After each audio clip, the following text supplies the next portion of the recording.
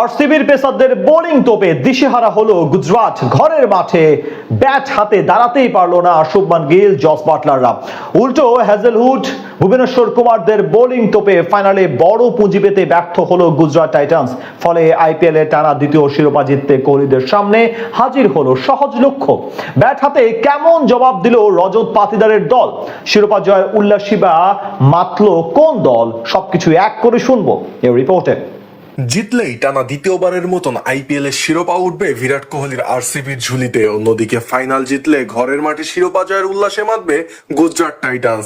এমন সমীকরণকে সামনে রেখে আহমেদাবাদের নরেন্দ্র মোদী স্টেডিয়ামে 2026 আইপিএল এর ফাইনালে মুখোমুখি হয় রয়্যাল চ্যালেঞ্জার্স ব্যাঙ্গালোর ও গুজরাট টাইটান্স, যেখানে টস জিতে প্রথমে ফিল্ডিং এর সিদ্ধান্ত নেন ব্যাঙ্গালোরের অধিনায়ক রজত পাতিদার। আর টস হেরে ব্যাটিং এ নেমে শুরু থেকেই আরসিবি বোলারদের বোলিং তোপে নাজেহাল হতে থাকে গুজরাটের ব্যাটারেরা।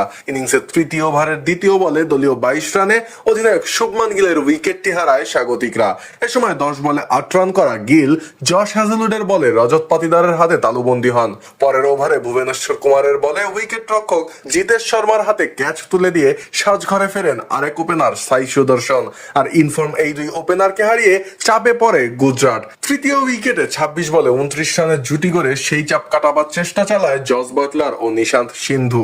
যদিও ইনিংসের অষ্টম ওভারে দলীয় 55 রানে 18 বলে 20 রান করে দেবদূত পাডিকালের হাতে তালুবন্দী হয়ে রাশিক সালামদারের বলে আউট হয়ে প্যাভিলিয়নের পথ ধরেন নিশান্ত। এরপর দলীয় 73 রানে বাটলার ও 99 রানে আরশাদ খানের উইকেট হারায় স্বাগতিকরা, যেখানে ইনিংসের 13তম ওভারে ক্রোনাল পান্ডিয়ার বুদ্ধিদীপ্ত বোলিং এ স্টাম্পিং এর ফাঁদে পড়েন বাটলার। আর 6 বলে 15 রানের ঝড়ো ইনিংস খেলা আরশাদ খান আউট হন জস হ্যাজেলউডের বলে।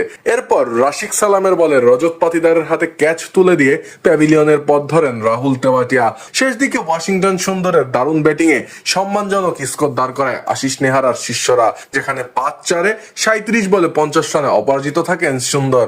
ফলে নির্ধারিত 20 ওভারে 8 উইকেটে 155 রানের সম্মানজনক পুঁজি পায় স্বাগতিকরা। বল হাতে এদিন আরসিবির হয়ে 4 ওভারে 27 রানের খরচায় তিনটি উইকেট শিকার করেন রাশিক সালামদার।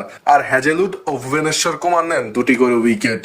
জবাব দিতে নেমে বিরাট কোহলি ও ভেঙ্কাটেশ আয়ারের ব্যাটিং ঝড়ে দারুণ সূচনা পায় আরসিবি। এ সময় উদ্বোধনী জুটিতে মাত্র 27 বলে 62 রান যোগ করেন এই দুই ব্যাটার। তবে ইনিংসের পঞ্চম ওভারের তৃতীয় বলে 16 বলে 32 রান করে মোহাম্মদ সিরাজের বলে কাগিসর আবাদার হাতে তালুবন্দী হন আয়ার। পরের ওভারের আবাদার বলে আরশাদ খানের হাতে ক্যাচ তুলে দিয়ে 4 বলে মাত্র 1 রানে প্যাভিলিয়নের পথ ধরেন দেবদূত পাডিকাল। ফলে 63 রানে দ্বিতীয় উইকেট হারায় ব্যাঙ্গালোর। তবে পরপর 2টি উইকেট হারিয়েও ম্যাচের নিয়ন্ত্রণ হারায়নি বর্তমান চ্যাম্পিয়নরা। তৃতীয় উইকেটে অধিনায়ক রজত পাতিদার ও অভিজ্ঞ বিরাট কোহলির দায়িত্বশীল জুটিতে শিরোপা জয়ের দিকে এগোতে থাকে আরসিবি।